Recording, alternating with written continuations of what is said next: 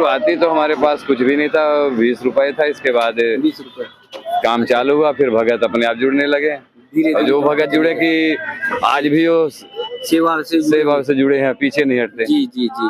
तो पहले तो अपने कहीं आना नहीं, कहीं जाना नहीं, कोई कमेटी नहीं, कोई ट्रस्ट नहीं, सब ठाकुर जी पूरा करता है। अच्छा, पहले तो अपने भी बनाना पड़ा होगा, टिक्कर आपने भी बनाया सब आज भी अपने से बनाना पड़ता है, पहले भी बनाना पड़ता था। जी जी। 3 बजे उठना, 5 बजे संतों को चाय, फिर 9 बजे से प्रसादी की सेवा। जी, तो कै बजे तक चलती रहती है? लगातार चलती रहती है? जब भी भूखे प्यासे साधु संत आए, मना नहीं है। 12 बजे आओ, 1 बजे आओ, जिस समय आओ प्रसादी मिलेगी। जी, जरूरतमंद के लिए। भक्तों से, संतों से शुरू की श्रृंखला आज जो है सैकड़ों संतों तक पहुंच आज गई। तो ठाकुर जी की कृपा है, लगातार बढ़ती चली गई। बढ़ती जा रही। जी ना आज तक ऐसा कोई दिन ऐसा नहीं आया, कोई टाइम ऐसा नहीं है कि कोई जो चीज शुरू हो गया तो आज तक वैसे चल रही है। अच्छा, अन्य क्षेत्र में कहीं कोई कमी नहीं रहती? कोई कमी, ठाकुर जी भी कोई कमी नहीं दिया तक, लगा रहता है, अनवरत बढ़ता रहे, कोई ऐसी दिक्कत नहीं। भगवान के भरोसे जब आदमी होता तो कोई चीज की कमी नहीं होती है। अच्छा, विश्वास रखना चाहिए कि हमें करना है तो अपने आप व्यवस्था करके लाके देता है। अच्छा, चाहे भगत के माध्यम से भेजे, चाहे किसी को भेजे, वो व्यवस्था जी उसकी जिम्मेदारी है।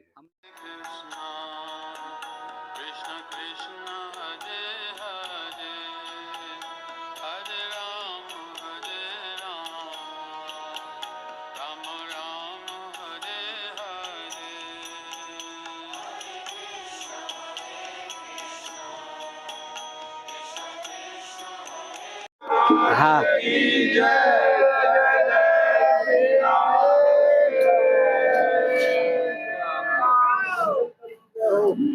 ब्रज में अगर आप सब आएंगे तो आस्था और भक्ति का जो स्वरूप आप सब देखेंगे, वो आपके भाव को सागर के आनंद में भर देगा, भक्ति रस से भर देगा। आज एक बार आप सबको दिखाने ले आए हैं सीता राधा रसोई, जो मैया सेवा भाव भक्ति हमें सिखाती हैं, वही मैया अन्नपूर्णा की तरह हमारे संत महात्माओं को, हमारे साधकों को प्रसाद ग्रहण कराती हैं। आप सामने देख रहे होंगे, यहाँ पर सीता राधा रसोई अन्न क्षेत्र है। ये गोवर्धन में परिक्रमा मार्ग पर कुसुम सरोवर से एकदम सटा हुआ स्थान है और यहाँ पर पूजनीय रामदास बाबा सभी को प्रसाद ग्रहण कराते हैं, संत महात्माओं को प्रसाद ग्रहण कराते हैं।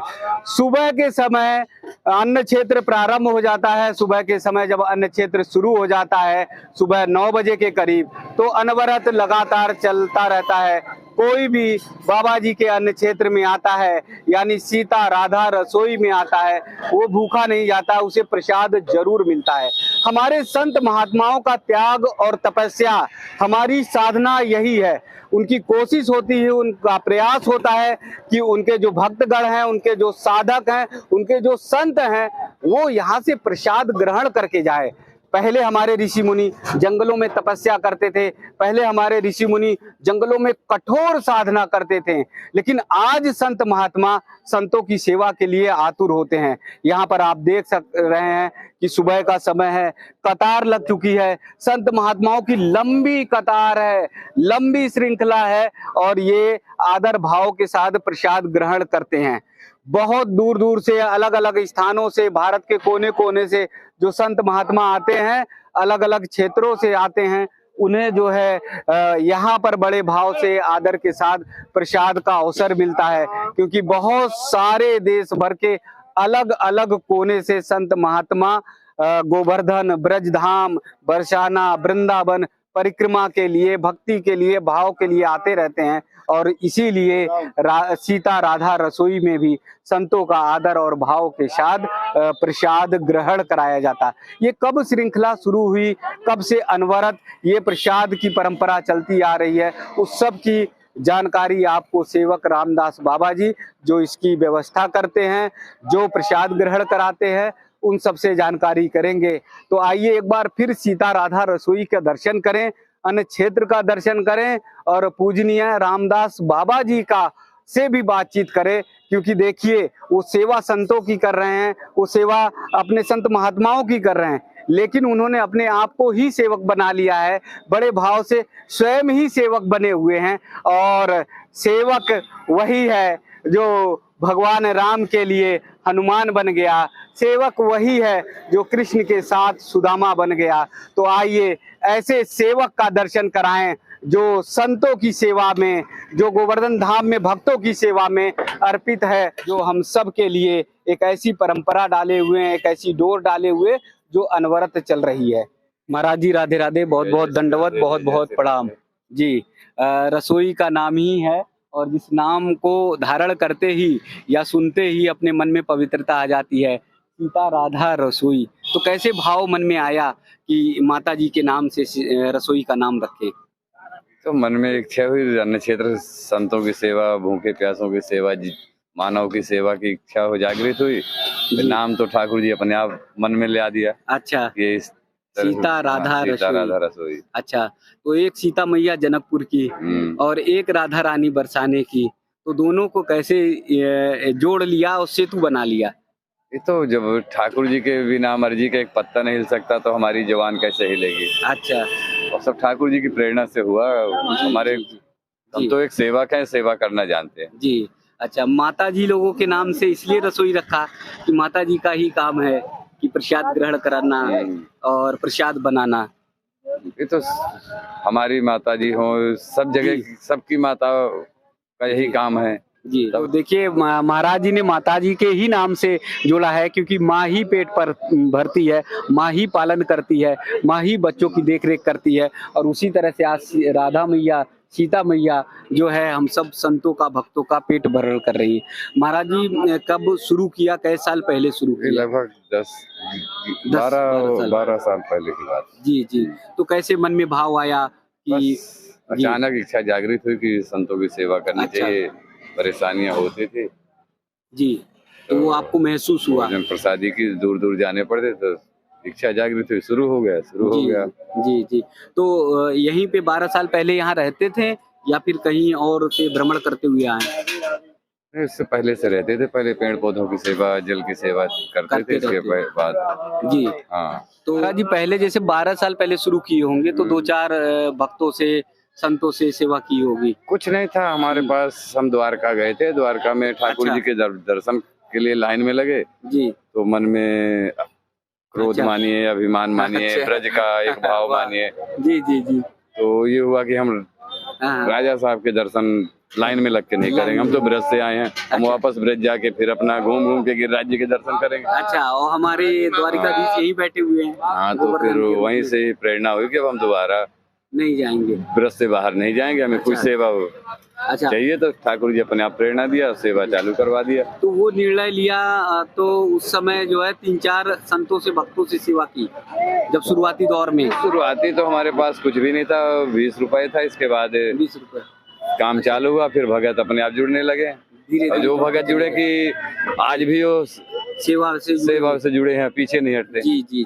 तो पहले तो अपने कहीं आना नहीं, कहीं जाना नहीं, कोई कमेटी नहीं, कोई ट्रस्ट नहीं, सब ठाकुर जी पूरा करता है। अच्छा, पहले तो अपने भी बनाना पड़ा होगा, टिक्कर आपने भी बनाया? सब आज भी अपने से बनाना पड़ता है, पहले भी बनाना पड़ता था जी। 3 बजे उठना, 5 बजे संतों को चाय, फिर 9 बजे से प्रसादी की सेवा जी। तो कै बजे तक चलती रहती है? लगातार चलती रहती है? जब भी भूखे प्यासे साधु संत आए, मना नहीं है। 12 बजे आओ, 1 बजे आओ, जिस समय आओ प्रसादी मिलेगी जी। जरूरतमंद के लिए भक्तों से, संतों से शुरू की श्रृंखला आज जो है सैकड़ों संतों तक पहुंच गई। तो ठाकुर जी की कृपा है, लगातार बढ़ती चली गई, बढ़ती जा रही जी। तो मन में यही भाव था कि हम जो है ब्रज से नहीं जाना है, बाहर नहीं जाना। हाँ, ब्रज से बाहर की इच्छा। अब 12 साल हो गए कि ब्रज के रस में बस गए। हाँ, तो ठाकुर जी से 12 मिनट में ब्रज के रस में बसा लेता ही तो 12 साल बहुत हो गए। कभी महाराज जी इस समय में ऐसा भाव आया कि आज सुबह की व्यवस्था नहीं है और कैसे भक्तों को देंगे, जब शुरुआती दौर में? तो नहीं, हम कुछ भी ऐसा ना सोचते हैं, जो भी कहना होता है उसी को ठाकुर जी को उल्टा सीधा जो भी बोलना है तो वही को बोलते, वो अपने आप भक्तों को भेजता, सेवा पहुँचती है जी। तो अब वो श्रृंखला जो शुरू हुई थी वो लगातार अनवरत है, कहीं मतलब टूटी नहीं कहीं? ना, आज तक ऐसा कोई दिन ऐसा नहीं आया, कोई टाइम ऐसा नहीं है कि कोई जो चीज शुरू हो गया तो आज तक वैसे चल रही है। अच्छा, हाँ। अन्य क्षेत्र में कहीं कोई कमी नहीं रहती? कोई कमी ठाकुर जी कोई कमी नहीं दी, आज तक लगा रहता है, अनवरत बढ़ता रहे, कोई ऐसी दिक्कत नहीं। भगवान के भरोसे जब आदमी होता तो कोई चीज की कमी नहीं होती है। अच्छा, विश्वास रखना चाहिए कि हमें करना है तो अपने आप व्यवस्था करके लाके देता है। अच्छा, चाहे भगत के माध्यम से भेजे, चाहे किसी को भेजे, वो व्यवस्था जी उसकी जिम्मेदारी है। हम लोग आजकल दुनिया में संसाधनों के भरोसे हो जाते हैं, भगवान के भरोसे मानव नहीं को, होते। संत को तो अपना कर्म करना चाहिए, देने वाला तो वो है। वही जब कर्म करेंगे तो देगा कैसे नहीं, फल तो उसको देना है। अच्छा, सीताराम सीताराम सीताराम कहिए, जाहि विधि राखे राम ताही भी रहिए। ताहि विधि रहिए। जी महाराज जी के निर्मल मन भाव से आप लोग समझ गए होंगे, आप लोग जान गए होंगे कि महाराज जी का कितना निर्मल, सात्विक और पवित्र और पुण्य भाव है। और इसीलिए महाराज जी लगातार 12 साल से अनवरत संत महात्माओं की सेवा कर रहे हैं। और उन्होंने एक बहुत बड़ी बात कही कि जब आप सीताराम के भरोसे हो जाते हैं, जब आप राधा रानी के भरोसे हो जाते हैं तो जीवन में कभी कोई कमी आपको नहीं महसूस होगी।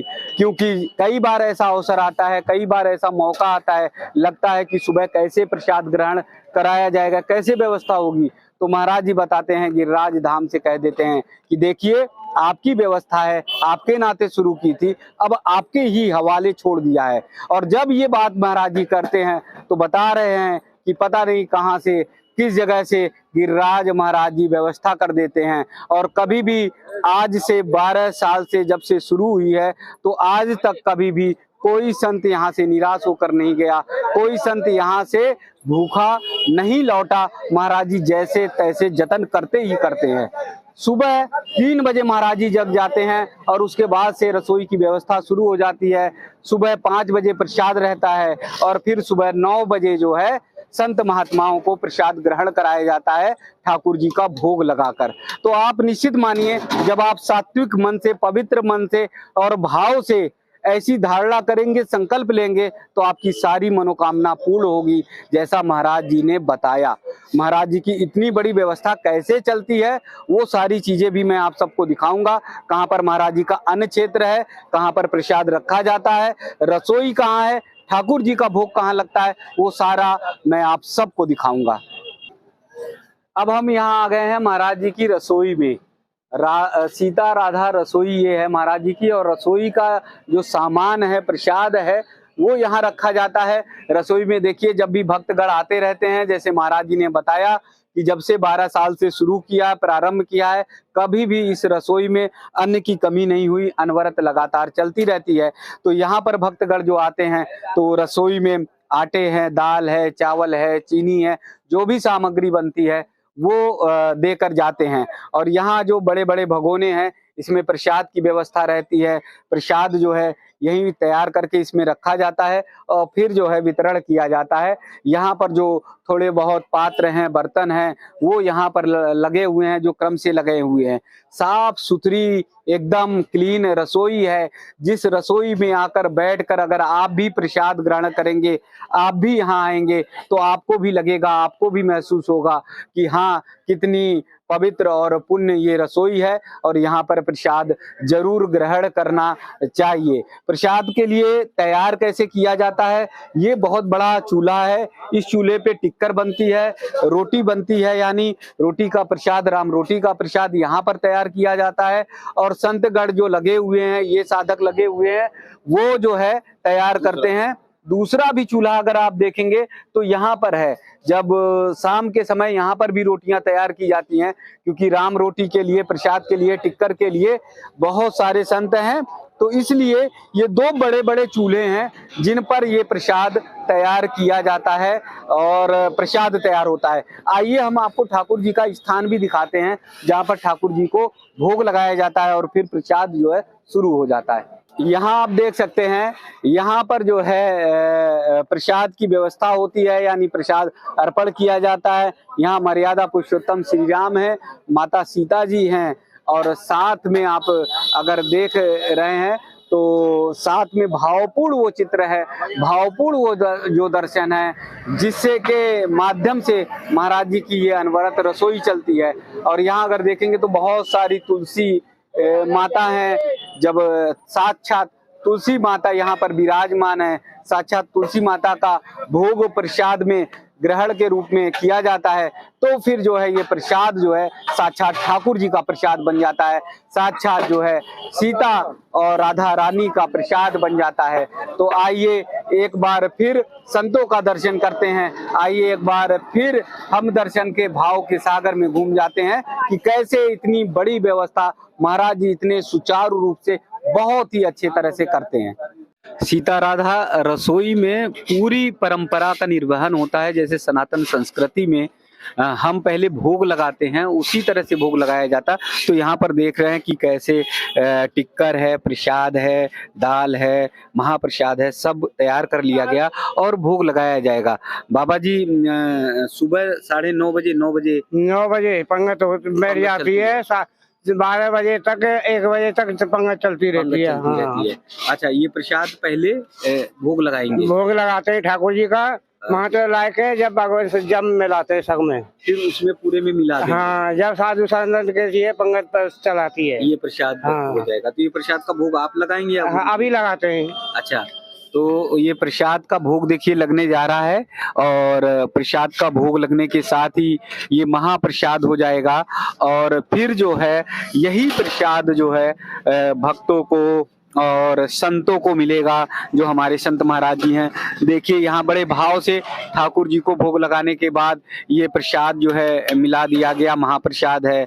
यहाँ पर साग है, साग को साग में मिला दिया गया और ये ठाकुर जी का साक्षात प्रसाद है, उन्हें भोग लगाकर और फिर जो है हमारे संत महाराज जी को प्रसाद ग्रहण कराया जा रहा है। तो यहाँ जितने भक्तगण, जितने संतगण बैठे हुए हैं, ये सब जो है ठाकुर जी के प्रसाद यानी महाप्रसाद को ग्रहण कर रहे हैं और वही प्रसाद जो है इन्हें मिलेगा। यहाँ पर देखिए पूरी पत्तल बांट दी गई है और प्रसाद भी वितरण शुरू हो गया है और फिर यही प्रसाद जो है, महाप्रसाद जो है सब तक पहुंचता है। तो साक्षात ठाकुर जी का भोग लगा हुआ प्रसाद जो है संत महात्मा सब ग्रहण करते हैं। सीता राधा रसोई में आप भी जब कभी आइए गोवर्धन धाम में परिक्रमा करने तो प्रसाद ग्रहण कर सकते हैं। एक बात हम सबको सोचनी चाहिए, विचार करना चाहिए कि हम सब शायद अलग अलग जगहों पर, अलग अलग स्थानों पर रहें, इस तरह की सेवा, इस तरह का भाव हम सब ना कर पाए, लेकिन वृंदावन में, बरसाना में, गोवर्धन में जहाँ पर भी देखेंगे संत महाराज जी लोग कहीं ना कहीं किसी ना किसी तरह से सेवा करते हैं, किसी ना किसी तरह से प्रसाद ग्रहण कराते हैं। कभी संतों के सेवा के लिए, कभी भक्तों की सेवा के लिए लगे रहते हैं। तो हमारे संत महात्माओं का त्याग देखिए, हमारे संत महात्माओं का समर्पण देखिए, हमारे संत महात्माओं का भाव देखिए, जो हम सब के लिए सेवा के लिए आतुर रहते हैं। तो हम सबको भी कोशिश प्रयास करना चाहिए कि अपने धाम में आएं। हम सबको भी प्रयास करना चाहिए कि अपने धाम में आकर ऐसे संतों को नमन करें, वंदन करें, ऐसे संतों का दर्शन करें, उनसे आशीर्वाद लें। आप जब भी पवित्र मन से कोई काम करेंगे तो निश्चित आपकी मनोकामना पूर्ण होगी। और जैसे सीता राधा रसोई अनवरत चल रही, वैसे ही रसोई अनवरत चलती रहेगी। तो एक बार सीता राधा रानी की जय, बहुत बहुत जय, अन्य क्षेत्र की जय, रामदास बाबा की जय।